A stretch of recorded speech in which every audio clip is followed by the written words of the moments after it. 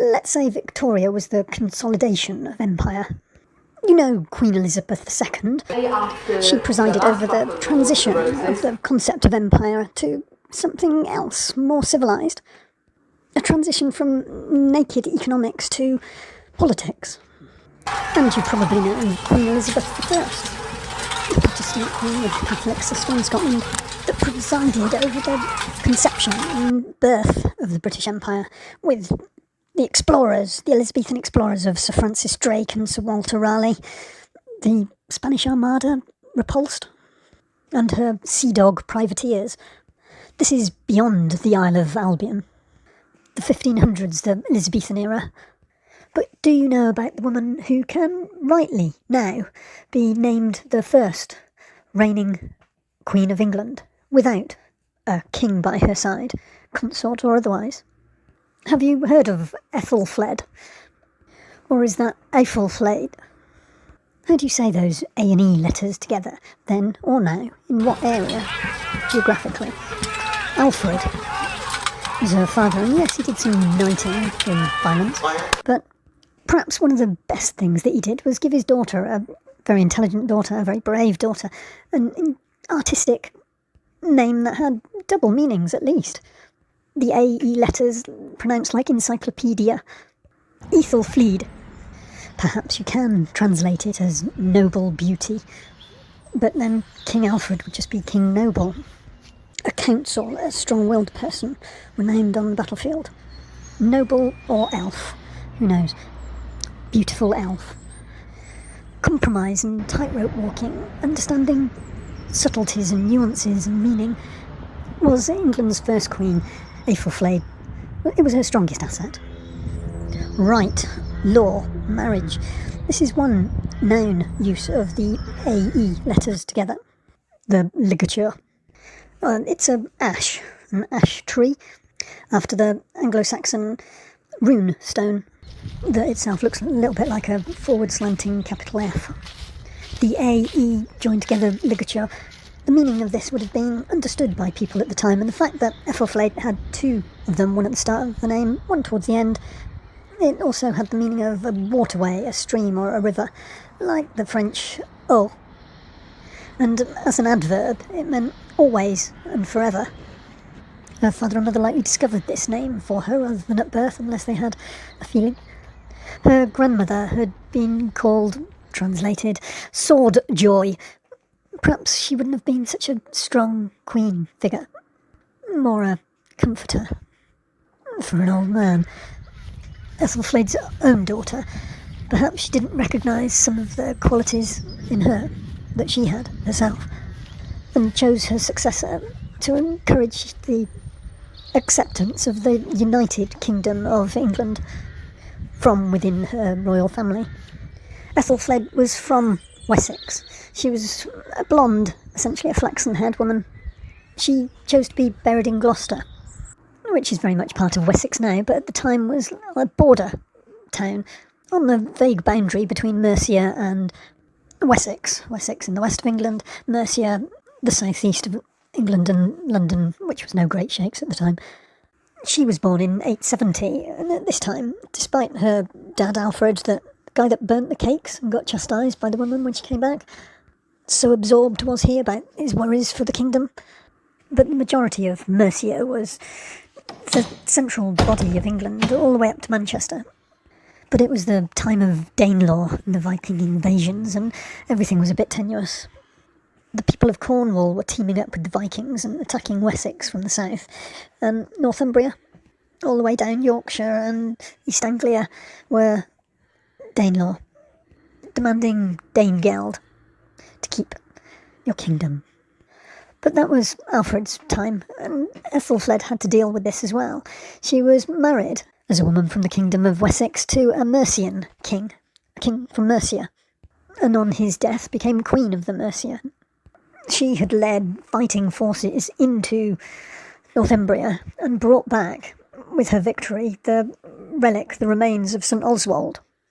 He wasn't really a saint as we know them in the Catholic sense.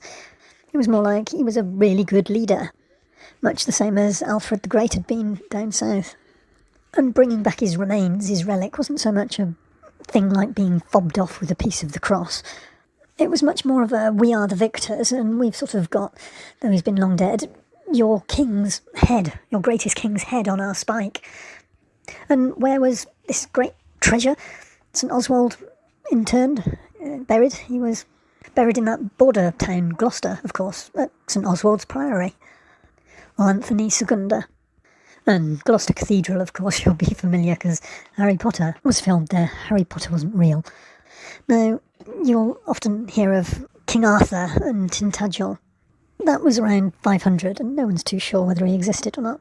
Some people want to write him out, write him off. There are always rivals.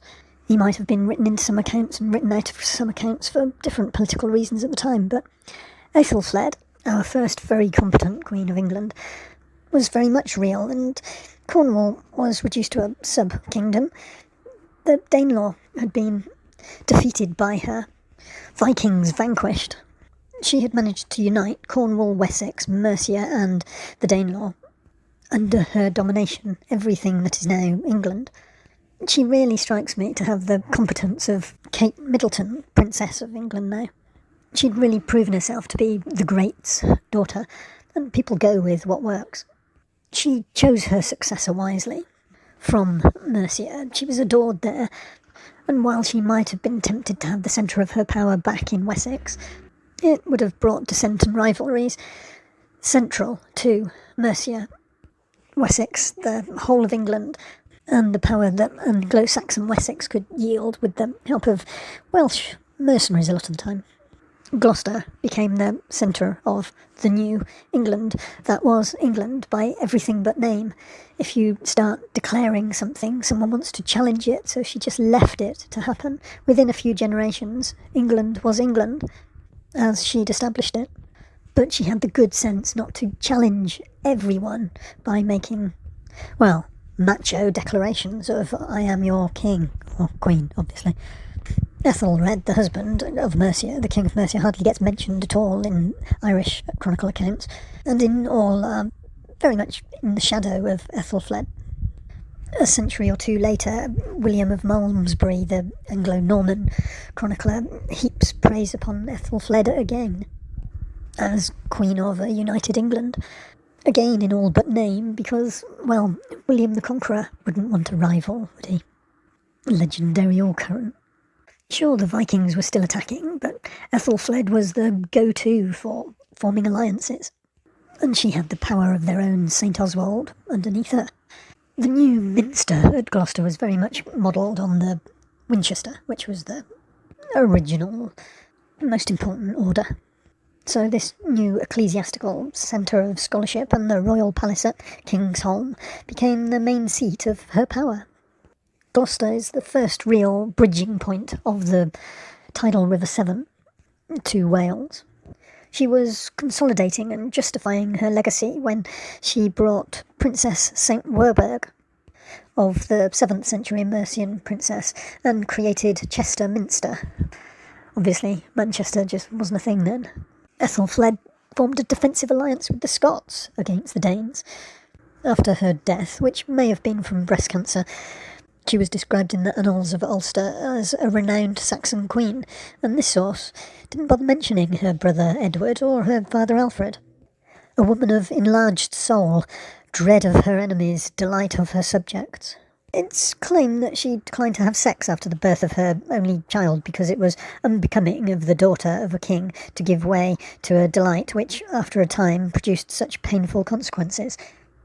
Her brother King Edward was to be in her shadow when he succeeded him. A tribute was sung out to a heroic Aethelflaed, great in martial fame, a man in valour, woman though in name, the warlike hosts the nature too obeyed, conqueror o'er both, though born by sex a maid.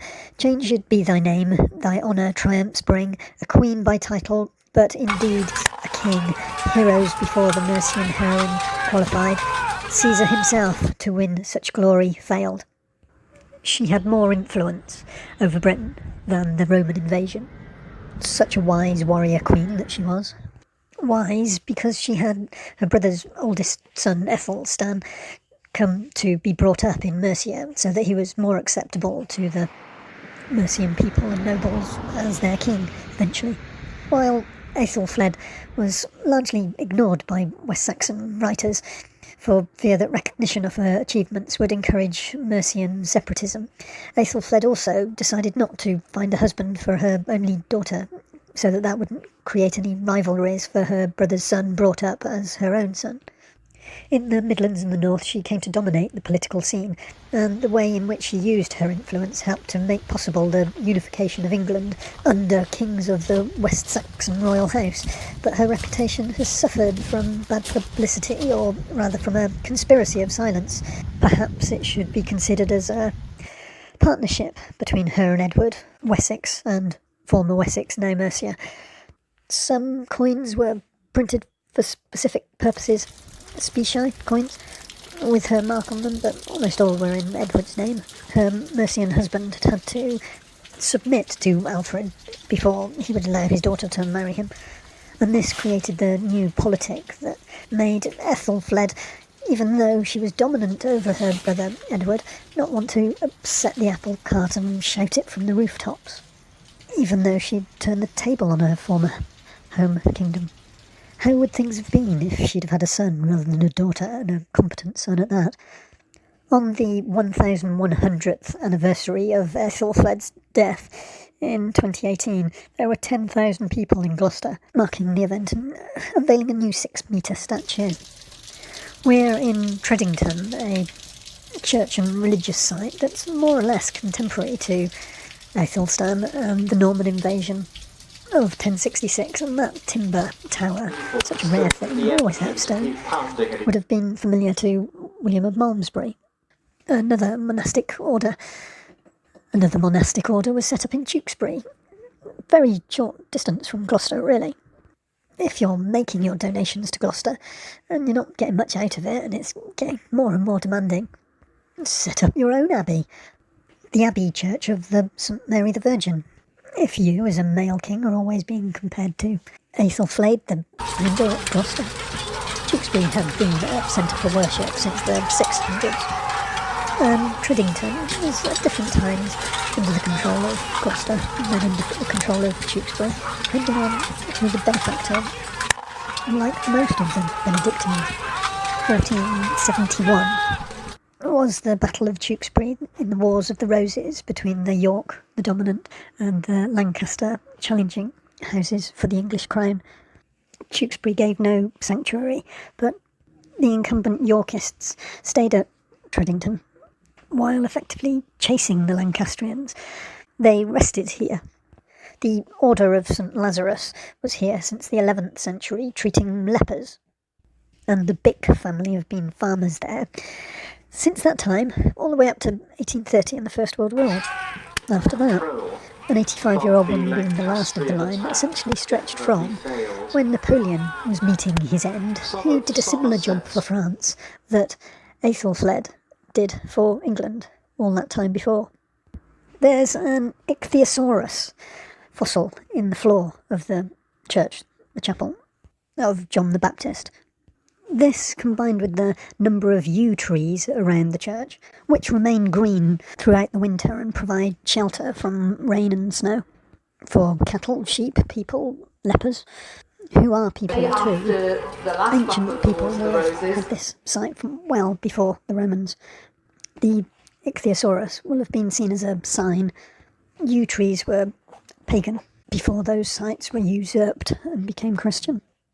And those pagan cultures will have been matriarch-led. Perhaps someone with a name a bit like Arthur was buried in Glastonbury Abbey in years 500.